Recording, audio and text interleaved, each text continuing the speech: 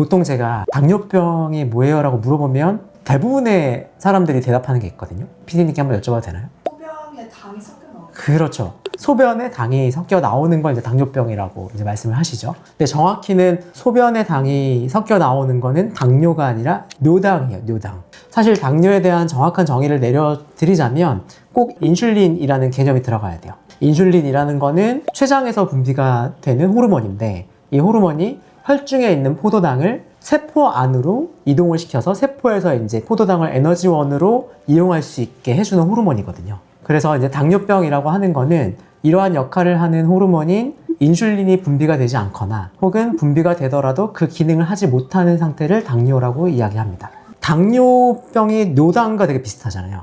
사실 뇨당이라고 하는 거는 글루코시누리아라고 하는 표현을 쓰고 영어로는 당뇨라고 하는 거는 다이아베티스 멜리터스라는 표현을 쓰거든요. 그러니까 영어를 쓰면 전혀 혼동되지 않는 개념인데 한글에서는 뇨당과 당뇨의 이제 차이다 보니까 마치 비슷하게 느껴져서 당뇨를 좀 잘못 알고 계시는 분들이 계신 거죠. 근데 분명한 건 당뇨는 인슐린이 꼭 들어가야 돼요. 인슐린이 분비되지 않거나 분비된 인슐린이 제 기능을 하지 못하는 상태.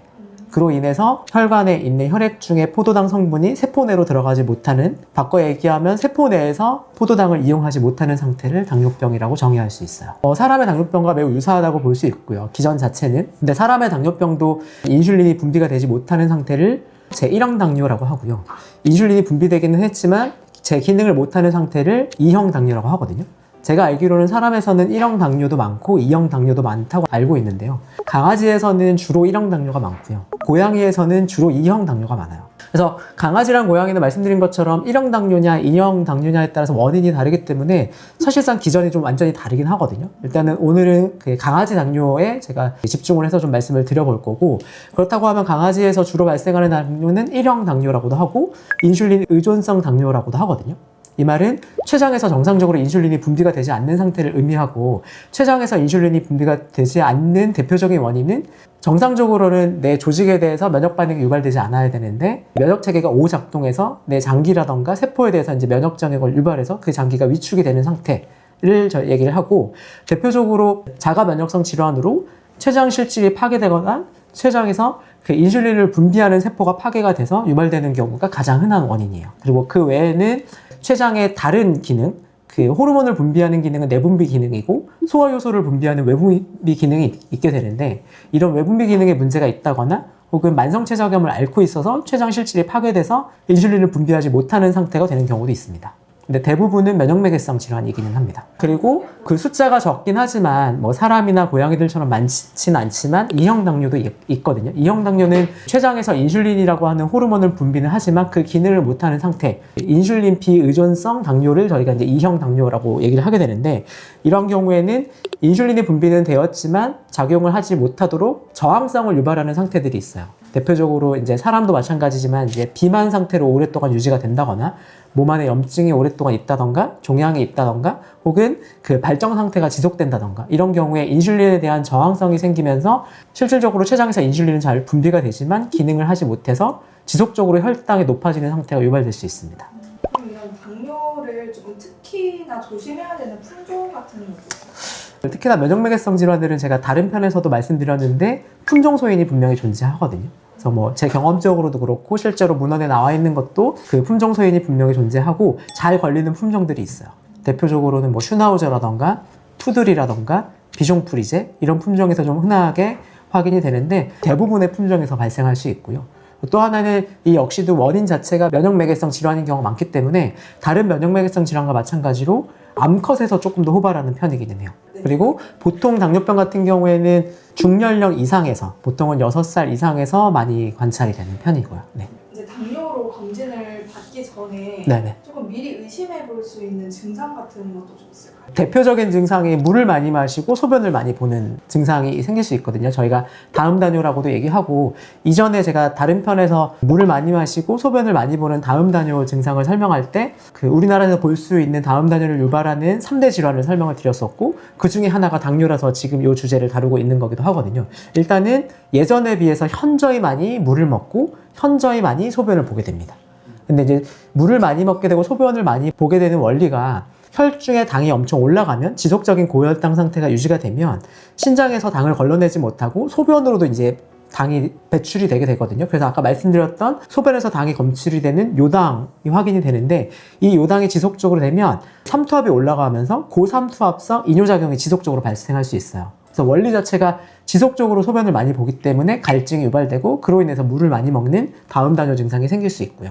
이전에 제가 다음 단뇨 증상에서도 말씀드렸지만 대부분의 다음 단뇨 증상을 유발하는 원인 자체가 물을 많이 먹어서 소변을 많이 보는 게 아니라 소변을 많이 보기 때문에 물을 많이 먹기 때문에 보호자님들께서 오해하시면 안 되는 게 아이가 물을 많이 먹어서 소변을 많이 보니까 물을 적게 먹여야겠다 이렇게 생각하시면 탈수가 유발될 수 있어서 오히려 아이한테는 더 안 좋기 때문에 오히려 이런 경우에는 물을 충분히 먹을 수 있도록 도와줘야 되고 소변을 많이 보게 되는 원인을 찾아서 그에 대한 치료를 해주시는 게 해결책입니다. 그리고 당뇨의 4대 핵심 증상이 있거든요. 그래서 지금 말씀드렸던 물을 많이 마시고 소변을 많이 보는 증상이 있고 보통 다식이라고 하는 식욕 증가 현상이 생길 수 있고 식욕은 좋아지지만 장기적으로 체중이 빠지는 체중 감소 여기까지가 당뇨의 대표적인 4가지 증상입니다. 사실 그 수의사들이 당뇨병의 진단은 비교적 수월하게 진단을 할 수가 있어요. 왜냐하면 병원에 오시게 되면 이제 기본적으로 하는 검사들, 뭐 예를 들면 보호자님들이 어디가 안 좋아서 왔는지를 일단 문제를 먼저 하게 되고 신체 검사를 하게 되는데 기본적인 혈액 검사 중에 이제 당 수치가 포함이 되기 때문에 그리고 당뇨 같은 경우에는 말씀드렸던 가장 혈액학적으로 가장 특징적인 고혈당이 확인이 돼요. 물론 이제 혈당이 높다라고 해서 당뇨라고 바로 진단이 내릴 수는 없지만 당뇨가 있는 아이들은 대부분 이제 고혈당이 동반이 되거든요. 이상할 정도로 고혈당을 보인다라고 한다면 이러한 고혈당을 유발할 만한 다른 원인이 있는지 없는지를 먼저 확인을 하게 되고 반복적인 고혈당이 지속되는지 소변에서 요당이 검출되는지 그 최근 1에서 3주 동안의 혈당의 평균을 측정해 볼 수 있는 프록토사민 수치가 높진 않은지 이런 것들을 종합해서 당뇨병을 진단을 하게 됩니다. 그럼 이렇게 간단한 검사이기는 한데 그럼에도 불구하고 좀 검사 시기가 늦어질 경우에 좀 네. 합병증도 많이 일어날 수 있는 병이긴 한가요? 사실 당뇨병은 적절한 시기에 진단이 돼서 치료를 받는다라고 하면 굉장히 예후가 좋은 질환 중에 하나예요. 대부분의 호르몬 질환이 그러하거든요. 근데 뭐 다른 호르몬 질환도 마찬가지지만 진단이 늦어지게 되면 합병증이 발생할 수 있고 당뇨병으로 인한 합병증은 여러 가지가 있는데 그중에 치명적인 합병증도 있거든요. 대표적인 합병증이 당뇨병성 케톤산증이라고 하는 DKA 상태인데요. 이는 그 세포에서 지속적으로 에너지원인 포도당을 공급을 받지 못하니까 에너지원으로 지방을 쓰게 되고 지방의 분해 산물이 혈중에 쌓이는 상태를 의미하는데 대표적으로 당뇨병으로 인해서 응급 상황이 발생할 수 있는 합병증의 상태입니다. DKA 상태까지 오면 아이들이 매우 극심한 탈진이라던가 탈수 그리고 의식저하 상태까지 보통은 보이게 돼요. 그래서 응급 상태로 의식이 없는 상태로 병원에 내원하는 경우도 많습니다. 그래서 DKA라고 부르는 당뇨병성 케톤산증이 오기 전에 그 이전의 생활 모습과 다름을 먼저 확인을 하시고 병원에서 미리 진단을 받아보시는 게 좋아요. 그럼 그 다른 합병증들이 있을까요?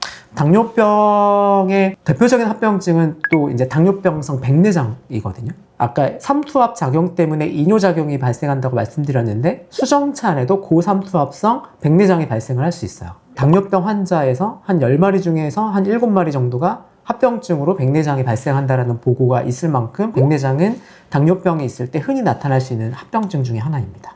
이거는 빨리 검사를 받아서 확진받은 경우에도 나타날 수 있는 합병증인가요? 사실 백내장은 당뇨병이 백내장이 나타나기 전에 진단이 되었을 때 적절하게 치료를 받으면 예방을 할 수 있는 것도 사실이에요. 그런데 백내장이 이미 발생하고 나서 당뇨병이 진단이 된다고 하면 당뇨병을 잘 치료하더라도 백내장이 없어지지는 않아요. 그 백내장으로 인해서 아이가 불편함을 느낀다면 시력 소실이 있다면 백내장 수술을 통해서 시력을 회복시켜줘야 돼요.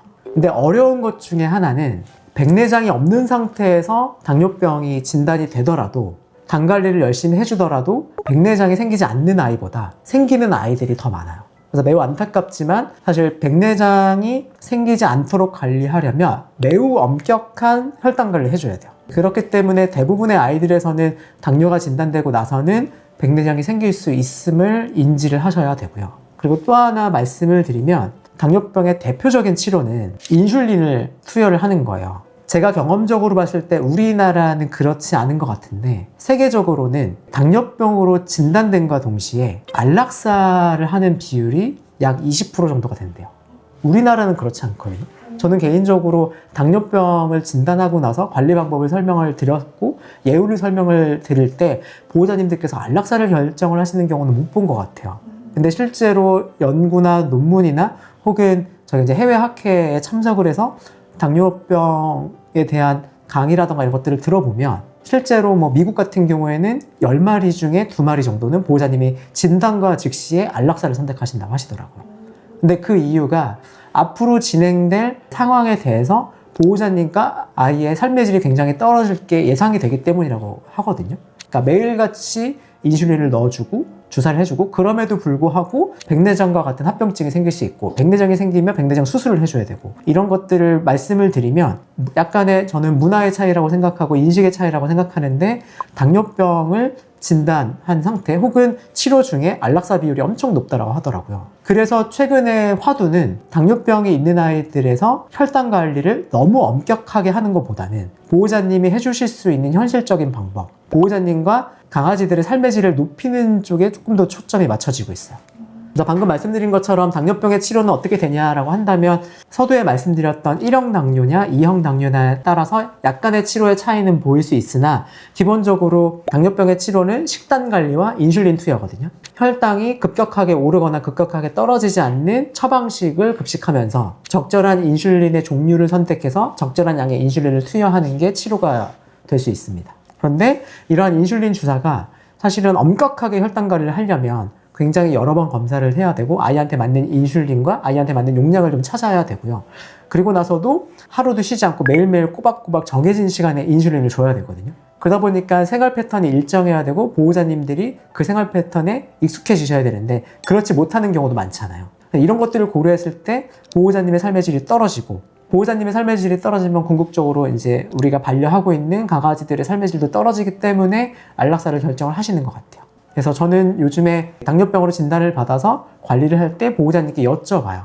엄격한 혈당 관리를 원하시는지 아니면 삶의 질을 높이는 정도의 현실적인 혈당 관리를 원하시는지. 근데 이거에 대한 기준은 제가 백내장이 현재 있는지 없는지에 대해서 기준을 가지고 말씀을 드리거든요. 그래서 이미 백내장이 왔고 앞으로 엄격한 혈당 관리 하더라도 백내장이 한 번 온 건 없어지진 않거든요.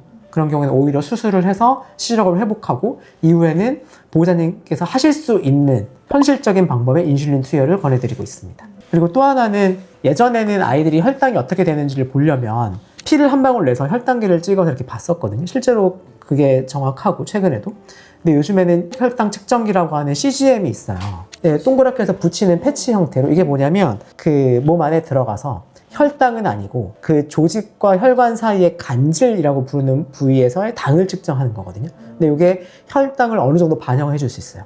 근데 그거를 설치를 하면 사람용으로 설치를 하면 사람들이 가지고 있는 개인 휴대폰에 실시간으로 혈당이 뜨거든요. 그래서 최근에는 당뇨병 관리를 하시는 분들이 많이 장착을 하게 되고 당뇨가 없는 분들도 최근에 뭐 혈당 스파이크나 이런 것들에 대한 관심이 또 많아지시고 내가 어느 정도 운동을 했을 때 나의 혈당 변화가 어떻게 되는지를 모니터링하기 위해서 많이 쓰시더라고요.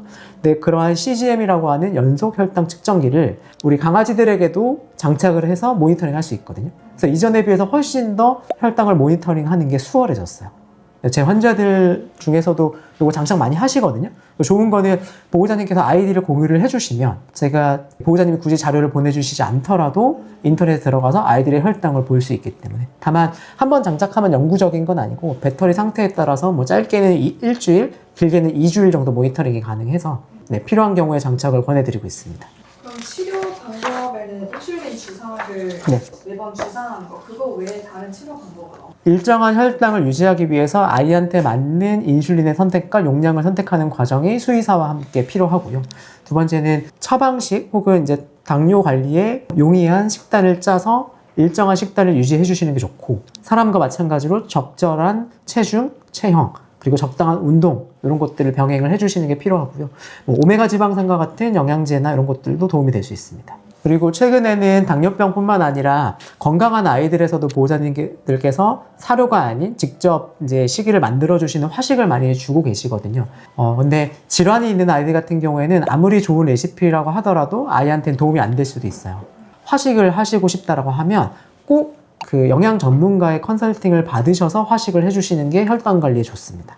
인슐린 처방을 잘 해드려도 식단 관리가 무너지면 혈당 관리가 잘 안 될 수 있어요. 당뇨 아이는 또 특정 시간대에는 네. 산책을 하는 게 또 좀 안 좋다는 이야기도 있잖아요. 아, 이거 좀 전문적인데 당뇨 있으신 분들이 예를 들면 등산이나 이런 거 할 때 평소보다 좀 과한 운동을 할 때 혈당이 좀 급격하게 떨어지는 경우 있잖아요. 그래서 어지러움증이나 이런 것들이 생길 수 있어서 뭐 사탕이나 이런 것들을 꼭 가지고 다니시면서 저혈당이 왔을 때 대비하기 위해서 사탕을 먹고 이렇게 하거든요. 그게 왜 그러냐면 식사를 하고 나서 인슐린을 투여했을 때 인슐린이 최대로 발휘되는 시간이 있어요. 인슐린 효과가 최대로 발휘된다라는 거는 바꿔 얘기하면 혈당은 최저점이 온 거죠. 그래서 실제로 혈관 내에는 저혈당 상태가 올 수 있거든요. 근데 사실 고혈당 상태는 오랫동안 유지되는 게 문제가 되는 건데 저혈당은 심각한 저혈당이 한 번만 오더라도 심각한 합병증이 생길 수 있어요. 예를 들면 실신을 한다던가 발작을 한다던가 이럴 수 있거든요. 그래서 인슐린의 종류마다 언제 가장 저혈당이 오는지가 좀 다르긴 하거든요.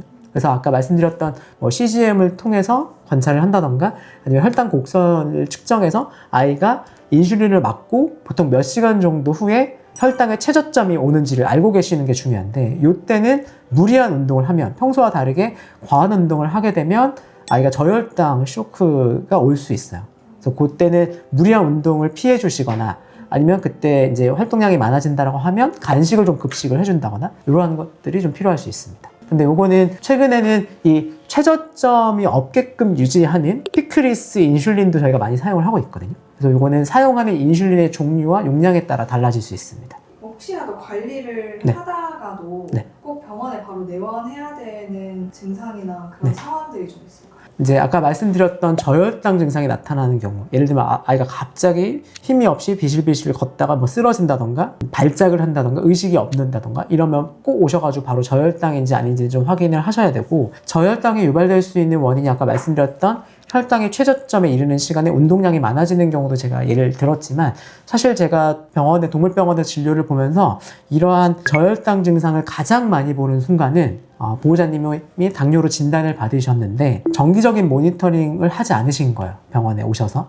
주기적으로 병원에 가지 않았기 때문에 인슐린 용량 조절을 하지 못해서 아이가 건강해지기 위해서 투여하는 인슐린이 너무 과해서 저혈당이 생기는 경우가 종종 있거든요. 저는 그러한 경우를 좀 많이 봤고 그렇기 때문에 한 번 진단이 돼서 인슐린 용량이 결정됐다고 해서 그 용량이 그대로 가는 건 아니에요. 적어도 한 3에서 6개월 정도 간격으로 병원에서 꾸준한 모니터링을 해주시는 게 좋습니다. 그리고 혹은 당뇨병일 때 반드시 수반이 되는 다음 단뇨 증상이 나타난다고 말씀드렸는데 혈당 관리가 잘 되면 첫 번째로 없어지는 증상이 다음 단뇨거든요. 이전처럼 정상적으로 물을 마시고 정상적으로 소변을 보는데 어느 순간 다시 물을 많이 마시고 소변을 많이 본다라고 하면 이 또한 혈당 관리가 잘 안 되는 걸 수 있어요. 아까 말씀드렸던 상황과 반대로 너무 고혈당 상태가 오래 지속이 되는 경우일 수 있으니까 이런 경우에도 꼭 병원에 가셔서 모니터링을 하시는 게 좋습니다.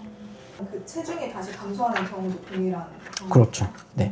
내가 굳이 체중을 줄이기 위해서 운동량을 늘리거나 사료량을 줄인 게 아닌데 눈에 띄는 체중 감소가 있을 경우 체중 감소가 되게 되면 합병증이 발생한 걸 수도 있지만 그렇지 않더라도 이 체중을 고려한 인슐린의 용량 조절이 필요해요. 그러면 알려주신 방법대로 꾸준히 관리를 잘 하면은 네. 아이가 얼마나 좀 건강하게 지낼 수 있을까요?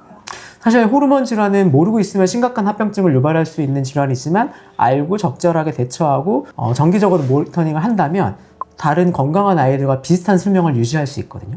당뇨병도 적절한 시기에 진단을 받으시고 수의사가 권하는 적당한 치료를 받으신다면 건강한 삶을 오랫동안 유지할 수 있을 것 같습니다.